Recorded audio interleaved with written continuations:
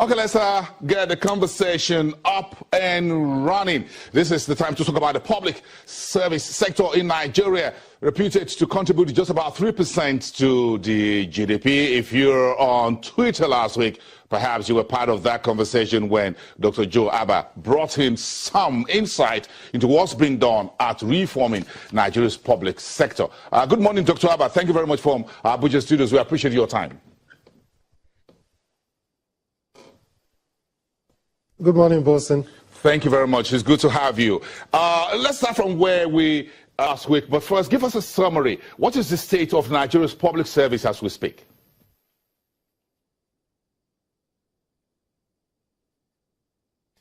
The state of the public service, it would be fair to say, is in transition. We've gone through a long period of military rule, and we've had about 16 years of democracy. And the characteristic of military rule is that it systematically weakens the checks and balances that the public service brings in. And so we had to go through a period through which certain basic rules and processes were reintroduced at the start of democratic rule in 1999, and I think President Obasanjo must be commended for that. And now we're in the process of moving away from those rule-based reforms to those that actually matter to the Nigerian on the street. So I would say that the public service is still recovering from very many years of systematic abuse, if you like. And, you know, a lot of the key institutions that underpinned the public service are in the process of being rebuilt. So yes, a lot has been done, but there's still quite a lot more to do. Well, if you look at this current administration, and we're going to talk to that, the Minister of Finance was on Twitter last week very briefly, and she said the Buhari's administration inherited about 1.2 million civil servants at the federal level, and they consume about 163 billion naira monthly in salaries and wages. How does that hit you from statistics point of view?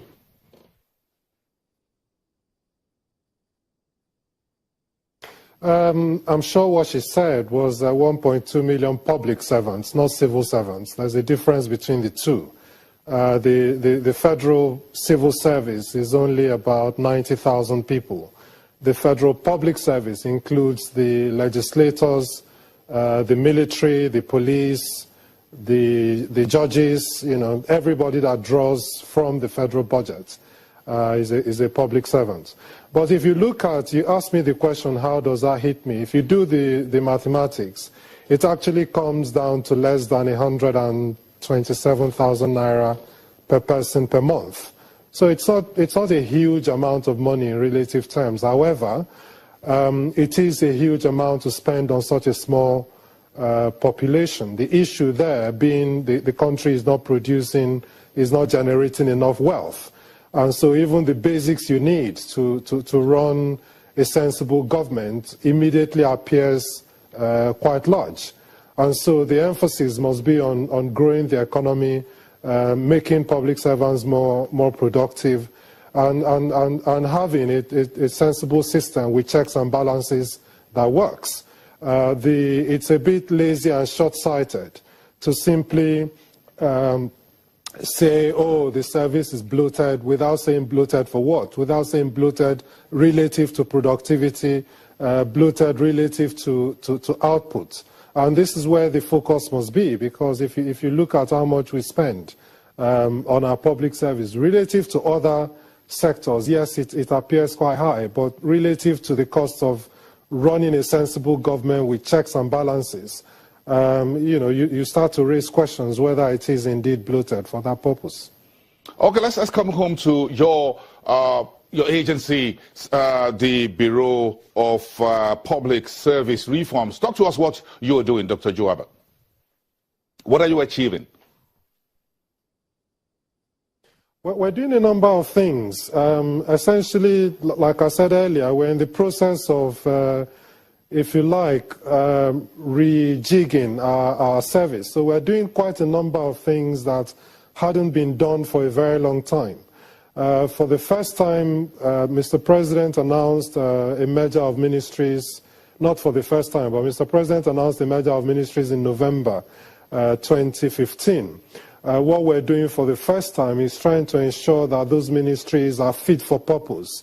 That is, that they are able to contribute to government priorities, that they are clear what their mandate is, they are clear what their vision is, they have clear short to medium term targets.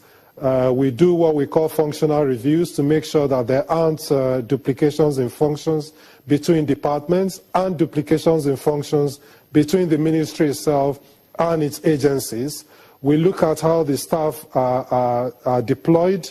We look at the skills that the staff have. We ensure that every single person has a job description, not a job schedule, a job description, and that job description is linked to departmental targets, which is linked to ministerial targets, which is linked to government priorities. That hasn't been done in that level of detail in about 62 years. So we're doing that. We've done that with the 6 merged ministries. We've done that with environment as well.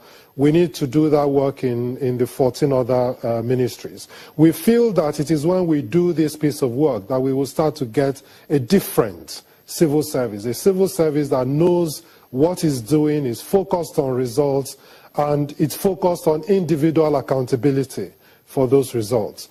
That's one of the things we're doing with the civil service itself. We're doing quite a lot with the agencies. We are the secretary to the implementation committee on the white paper for rationalization and restructuring of agencies and parastatals, popularly known as the Orosanye report. We have carried out a comprehensive review of that report and the white paper in response to it, and I'll talk to you a bit more about that in a minute. So we're doing that. We're also providing practical guidance to agency chief executives on how to run government agencies and parastatals, because many people are appointed into positions of director general, executive secretary, with very, very limited experience of public sector working, sometimes no experience at all. So we felt it was vitally important to give them an easy, straightforward guide on how to run a government agency with all the right circulars, all the rules, all the legislations to do with procurement, financial regulations, human resource management, negotiating change, strategic planning. All of those things are contained in that guide. We've supplemented that with a web-based self-assessment tool through which agencies can actually assess themselves to see how well they're performing. And that tool has already been piloted in the Federal Road Safety Commission, in the Nigerian Communications Commission, in the Nigerian Extractive Industries Transparency Initiative. And if you look at the newspapers today, I think specifically the Guardian and Daily Trust, it will also be on our website shortly. We have placed an advertisement for consultants to help us further this pilot to about another 28. And so these are ways in which we're working to reshape the way our parastatals work, because many people, a lot of the previous reforms have focused inordinately, in my opinion, on ministries alone, whereas the agencies are the ones that have the money, they are the ones that have the autonomy, they are the ones that are closest to the man and woman on the street. And if you look at any government, if the agencies are working, government is said to be working. If the agencies are not working, government is said not to be working. Nigerians interface more with the Federal Road Maintenance Agency than the Ministry of Works. They interface more with the Niger Delta Development Commission than the Ministry of the Niger Delta. So it's important that our agencies work. We're also collaborating with the Office of the Head of Service to put in place a new performance management system, which we will launch later this year.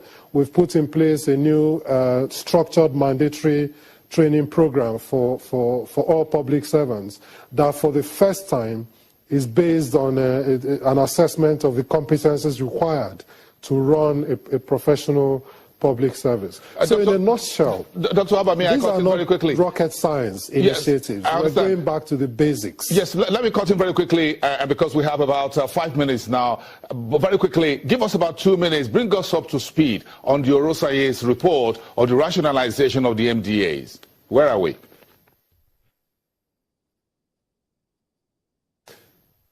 Okay, well, the rationalization of the ministries have already happened, and that's when Mr. President reduced the number of ministries from 31 to 24 in November 2015. With regards to the rationalization of agencies and parastatals, as you know, the Orosaye report made a number of recommendations. That report was submitted in 2011. Government produced a white paper in 2014, which unfortunately rejected most of the recommendations in the Orosaye report. We feel that a lot of those were basically ministers protecting their turf at the time.